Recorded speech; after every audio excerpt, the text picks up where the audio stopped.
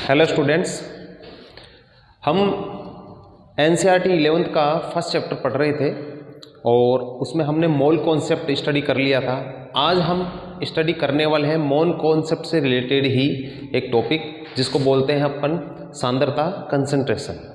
सांद्रता कंसंट्रेशन पढ़ने से पहले हम एक छोटा सा टॉपिक समझने वाले हैं जिसका नाम है विलियन सॉल्यूशन। तो सॉल्यूशन क्या होता है, ठीक है। देखिए, हमारा टॉपिक रहेगा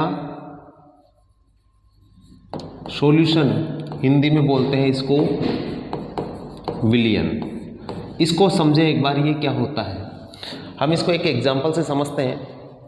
ऐसे समझें, आपको कुछ शक्कर दे दी और एक थोड़ा सा वाटर दे दिया। आप उस शक्कर को उस वाटर में डालोगे और उसको शेक करोगे तो कुछ समय बाद में आप देखोगे वो शक्कर उस पानी के अंदर घुल गई, ठीक है। तो इस तरह से उन दोनों का जो मिक्सर बना है वो उस मिक्सर को हम क्या बोलेंगे, सॉल्यूशन, ठीक है। तो शक्कर तो घुली है और पानी ने उसको घोला है, ठीक है। तो आप इसको ऐसे समझें कि शक्कर उसके अंदर घुली है, तो जो पदार्थ दूसरे पदार्थ में घुलेगा उसका क्या नाम है, विलेय। उसका नाम क्या है, विलेय। इंग्लिश में इसको बोलते हैं सोल्यूट। और पानी ने उसको घोला है, ठीक है। तो पानी यहां पर क्या किसका काम करेगा, विलायक का, सॉल्वेंट। जो पदार्थ घुलता है उसको तो बोलेंगे सोल्यूट, विलेय, और जो पदार्थ घोलेगा उसको बोलेंगे सॉल्वेंट, विलायक। और ये दोनों मिलकर क्या कहलाते हैं, विलियन। तो विलियन क्या हो गया, विलेय प्लस विलायक, इन दोनों का मिक्सर क्या कहलाएगा, विलियन। लेकिन कंडीशन ये है कि जो विलियन होता है वो कैसा मिक्सर होता है, समांगी, ठीक है। होमो सॉल्यूशन होता है। समांगी का मतलब शक्कर को पहले हम घोलने से पहले अलग देख सकते थे, पानी अलग था, लेकिन शक्कर पानी में घुल गई, उसके बाद में शक्कर पानी के अंदर कहाँ पर है हमें दिखेगी नहीं, वो हर जगह बिल्कुल इक्वली उसके अंदर घुल गई। तो इस टाइप का जो मिक्सर होता है दो पदार्थों का, उसको क्या बोलते हैं हम, विलियन सॉल्यूशन, ठीक है। ये तो हुई विलियन का परिभाषा, ठीक है। तो विलियन की परिभाषा को हम अगर लिखना चाहेंगे तो क्या लिखेंगे, दो या दो से अधिक पदार्थों के समांगी मिश्रण को विलियन कहते हैं, ठीक है। ये है इसकी डेफिनेशन। अब विलियन की बात हो गई तो एक चीज और आती है जिसको हम बोलते हैं सांद्रता।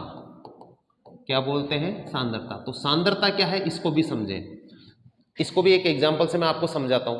मान लीजिए आपने 100 ग्राम शक्कर ले ली और उसको घोल दिया आपने 1 लीटर पानी में। तो आप बोलने में क्या बोलोगे, 100 ग्राम प्रति लीटर, मतलब 100 ग्राम शक्कर को हमने किस में घोल दिया, 1 लीटर पानी में। तो क्या बोलोगे, 100 ग्राम प्रति लीटर। तो यही चीज क्या कहलाती है, सांद्रता। कि जो पदार्थ विलेय है, विलेय अभी पढ़ा अपन ने, जो घुलेगा उसकी कितनी मात्रा विलायक की कितनी मात्रा में है, ठीक है। और घुलने के बाद में क्या कहलाएगा, उसको विलियन। तो परिभाषा क्या हुई, सांद्रता। सांद्रता की परिभाषा क्या हुई कि विलियन के एकांक आयतन में उपस्थित विलेय की मात्रा, ठीक है, वो क्या कहलाती है, उसको क्या बोलेंगे हम, सांद्रता। अब सांद्रता जो है वो अलग अलग टाइप्स की होती है, लेकिन 11th क्लास के बेसिस पे अपने कोर्स में केवल 4 सांद्रता हैं। 11th क्लास के बेसिस पे कितनी सांद्रता है, ओनली 4। तो वो कौन कौन सी आए देखते हैं। 11th क्लास के कोर्स में केवल 4 सांद्रताएं हैं। एक तो बोलते हैं द्रव्यमान प्रतिशत, इसको भार प्रतिशत, तो इंग्लिश में इसको डिनोट कैसे करेंगे, W, weight by wait percent. Weight by wait percent मतलब, अब इसका मतलब क्या है, वेट बाई वेट परसेंट। इसका मीनिंग ये है कि घुलने वाला भी ठोस है और घोलने वाला भी क्या है, ठोस। ठोस का मतलब यहां पर है कि जो पदार्थ घुलेगा उसकी मात्रा किस में लेंगे, ग्राम में, और जो घोलेगा उसकी मात्रा भी किस में लेनी है, ग्राम में। यह है इसका मीनिंग। दूसरी सांद्रता हमारे कोर्स में है मोल अंश। मोल अंश, हमने मोल तो पढ़ लिया, तो मोल अंश क्या होता है। सपोज करो 2 या 2 से ज्यादा पदार्थों का कोई मिश्रण है, मिक्सर है, उसके अंदर A एक पदार्थ है, B दूसरा पदार्थ है, C दूसरा पदार्थ है। तो उस A, B और C के मिक्सर में A का कितना अंश है, कितना पार्ट है, बी का कितना पार्ट है और सी का कितना पार्ट है, उसको क्या बोलते हैं हम, मोल अंश। वो कैसे निकालते हैं अभी सीखेंगे। उसके बाद में सांद्रता है, वेरी इंपॉर्टेंट, मोलरता, मोलेरिटी, मोलेरिटी, इसको बड़े एम से दर्शाएंगे। और एक है मोललता, मोलेलिटी, इसको छोटे एम से दर्शाते हैं। मोलरता बड़ा एम, मोलेलिटी छोटा एम।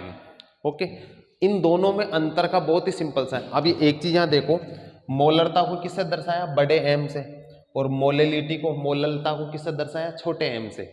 इसको मैंने समझाने के लिए एक बहुत ही छोटी सी ट्रिक बना रखी है कि बच्चे कंफ्यूज नहीं हो जाए कि कौन बड़ा एम था कौन छोटा एम। ठीक है, एक बार देखिए, मैं लिखता हूं पहले, मोलरता बड़ा एम, मोललता छोटा एम। ठीक है, ये हमने लिख दिया। अब मैं इसके अंदर कुछ कीवर्ड्स को अंडरलाइन करने वाला हूं। कौन से कीवर्ड है, इसमें तो मैंने अंडरलाइन कर दिया ल र, और इसमें अंडरलाइन कर दिया ल। ठीक है, हमारे राजस्थानी में, हमारे मारवाड़ी में क्या बोलते हैं, किसी माँ बाप के दो बेटे हैं, एक तो बड़ा बेटा और एक छोटा बेटा। ठीक है, दोनों के अंदर किसी छोटी सी बात को लेकर लड़ाई हो गई, छोटे बच्चे हैं, हो सकती, मान लो टॉफी के लिए लड़ाई हो गई। ठीक है, तो माँ बाप को अब दोनों की लड़ाई को खत्म करना है, तो किस तरीके से करेंगे, माँ बाप क्या बोलेंगे, बड़े वाले को, बड़े वाले बच्चे को क्या बोलेंगे, छोटा वाला ज्यादा लाडला होता है तो बड़े वाले को क्या बोलेंगे, ल र, क्या बोलेंगे, ये बड़ा वाला, इसको क्या बोलेंगे, ल र। लेकिन छोटा वाला थोड़ा लाडला होता है, उसको कड़क आवाज में नहीं बोलेंगे, तो उसको प्यार से बोलेंगे, क्या बोलेंगे, ल। क्या बोलेंगे, ल। तो बड़े वाले को तो क्या बोला, ल र, और छोटे वाले को क्या बोला, ल। अगर ये अलग अलग तरीके होते हैं सबके, मैंने ये तरीका अपना रखा है, बच्चों को भी मैं यही सिखाता हूं, कभी भूले नहीं। हमें क्या कंफ्यूज हो जाता है कि मोलरता में बड़ा एम आएगा या छोटा एम, तो इस तरह से मोलरता में ल र आ रहा है तो बड़ा, ल आ रहा है तो छोटा। ठीक है, ये हो गया। तो ये हमारे 11th के कोर्स में 4 सांद्रताएं दे रखी है, ये 4 सांद्रताएं, ये चारों सांद्रताएं हमें स्टडी करनी है, एक एक करके हम स्टडी करने वाले हैं। ठीक है, देखिए सबसे पहले हम पहली सांद्रता द्रव्यमान प्रतिशत, इसी को हमने क्या बोला था, weight by wait percent, weight by wait percent. इसका मतलब क्या है, घुलने वाला जो विलेय है, विलेय वो भी किस में लेना है, ग्राम में, और घोलने वाला विलायक वो भी किस में लेना है, ग्राम में। ठीक है, लेकिन यहां पर ये जो W है, ये विलायक को नहीं दर्शा के किसको दर्शाएगा, विलयन को।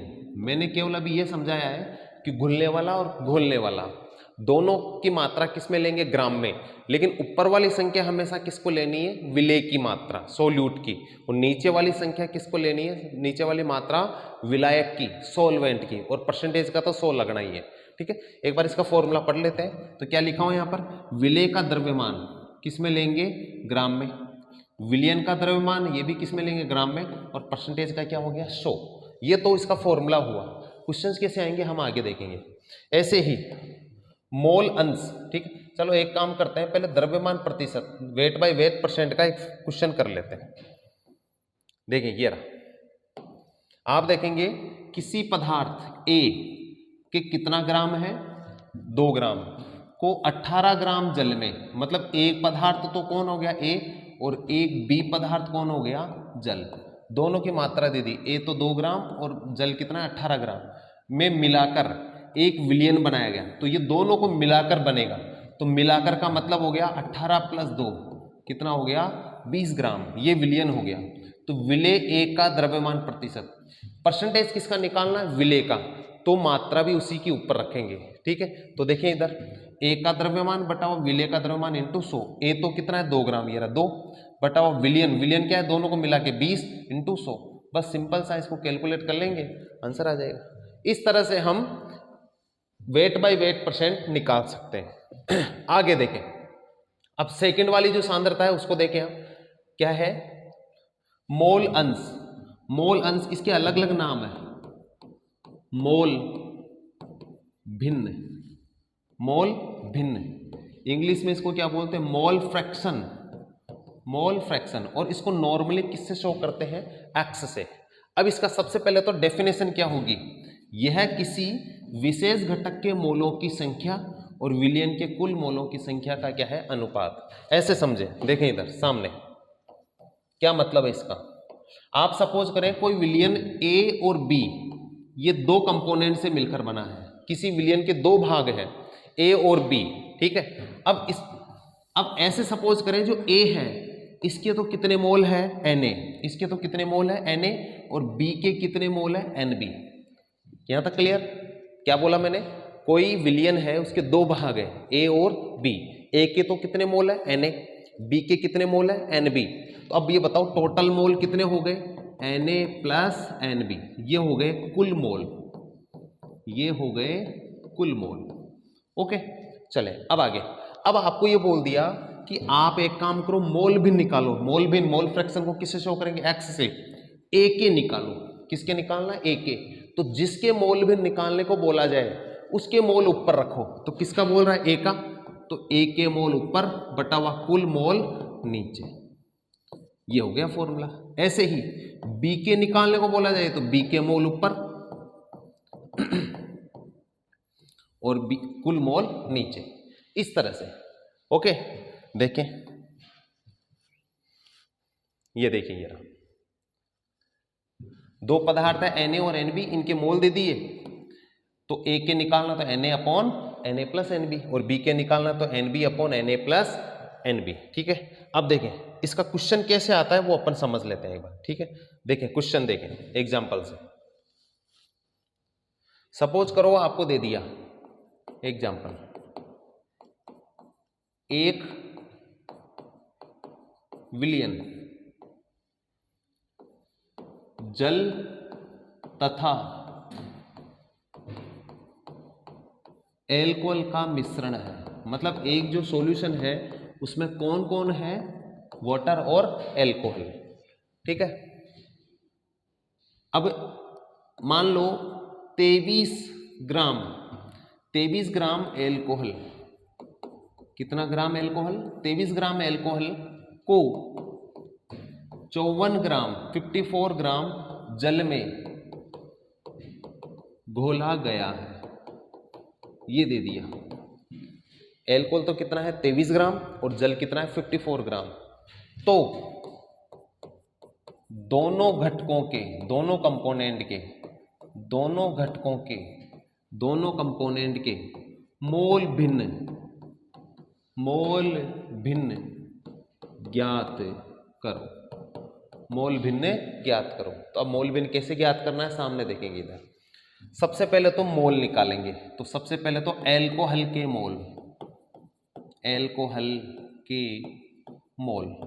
मोल निकालने का फॉर्मूला हमने पढ़ा था। अगर ग्राम में मात्रा दी, जिस पदार्थ की ग्राम में मात्रा दी हो वो ऊपर रखो और बटा हुआ उसका क्या रखो, अणुभार या परमाणु भार। तो ग्राम में भार किसका, एल्कोहल का कितना है 23, और एल्कोहल का फॉर्मूला जब, तो ये आएगा C2H5OH, और इसका अगर अणुभार निकालेंगे तो वो कितना आएगा 46। तो इसका अणुभार कितना हो गया 46। इसमें डिवाइड करेंगे तो 1/2 का मतलब 0.5 मोल आ गए। ऐसे ही जल के मोल निकालेंगे। किसके मोल निकालेंगे, जल के। जल कितना ग्राम है 54 ग्राम जो दिया हुआ है, और जल का अणुभार हमने निकाला था H2O का निकाला था, कितना आया था 18। तो ये कितने मोल आ गए 3 मोल। चलो ये काम तो हो गया। अब इन दोनों के क्या निकालने हमें, मोल भिन्न, ठीक है। तो सबसे पहले निकालेंगे XA किसको माना हमने, एल्कोहल को। तो जिसके मोल भी निकालना उसके मोल ऊपर। तो एल्कोहल के मोल कितने 0.5 बटा दोनों के कुल मोल 3 + 0.5 ऐड करेंगे 0.5 अपॉन 3.5, पॉइंट से पॉइंट कैंसिल, 1/7, 5 से डिवाइड हो गया, ये हो गए। ये तो हो गए एल्कोहल के मोल भिन्न। ऐसे जल के मोल भिन्न निकाले, जल के मोल भिन्न मतलब XH2, तो जल के मोल कितने हैं 3, जिसके मोल भी निकालने उसके मोल ऊपर बटा हुआ कुल मोल कितने 3.5। इसको सोल्व करेंगे 0.30 ऊपर गई, 5 से डिवाइड करो, 5 6 जा 30, 5 7 जा, ये हो गए। ठीक है, अब आपको चेक करना है कि हमारा आंसर सही है कि नहीं। तो क्या करो, जो दोनों के मोल भिन्न है उन दोनों को ऐड करो, कुल मोल भिन्न, इसका तो कितना है 1/7 और इसका कितना है 6/7। नीचे दोनों सेम है तो 7 आ गया, 6 + 1 7। अगर दोनों का टोटल 1 आता है, अगर दोनों का टोटल कितना आता है 1, इसका मतलब है हमारा आंसर क्या है सही है। क्योंकि किसी भी विलियन में जितने भी, किसी भी सॉल्यूशन में जितने भी कंपोनेंट होंगे, भाग होंगे, उन सब के मोल भिन्नों का टोटल जो होता है वो हमेशा कितना आता है 1। चाहे वो कंपोनेंट 2 हो या अनंत हो, सबके मोल भिन्नों का योग कितना आना चाहिए 1 आना चाहिए। अगर ऐसा है तो बिल्कुल हमारा आंसर सही है। ठीक है, तो हमारे कोर्स में टोटल कितनी सांद्रताएं हैं 4 में से 2 के एग्जाम्पल हमने कर लिए। एक तो एग्जाम्पल कर लिया हमने वेट बाई वेट परसेंट और एक कर लिया हमने मोल भिन्न। आई होप दोनों को हमने एग्जाम्पल से समझा है, दोनों आपको क्लियर हुए होंगे। आपकी बुक के चैप्टर के पीछे जो टेक्स्ट बुक के क्वेश्चंस हैं उनको अगर आप करोगे, जो टॉपिक हमने कर लिए उनके क्वेश्चंस को अगर आप करोगे तो डेफिनेटली आपके सोल्व होने लग जाएंगे। जब चैप्टर कंप्लीट हो जाएगा तो क्वेश्चंस में भी आपको कराऊंगा, तब भी आपकी प्रैक्टिस हो जाएगी। तो बिल्कुल हम डेली वीडियोस में छोटे छोटे टॉपिक ले रहे हैं ताकि आपको ज़्यादा बर्डन नहीं रहे, आपको कुछ ऐसा नहीं लगे कि बहुत ज़्यादा मुश्किल हो रहा है। बिल्कुल जितना आप कवर कर पा रहे हैं उतना ही हम ले पा रहे हैं। आई होप सभी वीडियोज़ को डेली देख रहे होंगे और इन वीडियोज़ का ज़्यादा से ज़्यादा बेनिफिट ले रहे होंगे। ठीक है, तो आप सभी से यही रिक्वेस्ट है कि अगर आपको ये वीडियो अच्छे लग रहे हैं, आपके काम के आ रहे हैं, तो आपके जो साथी लोग हैं उनको भी आप बताएं, उनको भी ज़्यादा से ज़्यादा बताएं कि सर है जो आपको डेली से डेली बेसिक से आपकी केमिस्ट्री को ले रहे हैं, आपको बिल्कुल दिक्कत नहीं आने वाली केमिस्ट्री में, ये मेरा प्रॉमिस है आप सभी से। तो आप इसी तरह से हंसते रहें, मुस्कुराते रहें और ज़्यादा से ज़्यादा वीडियोज़ को आगे पहुँचाएँ। ठीक है, और लाइक बटन ज़रूर ठोकें।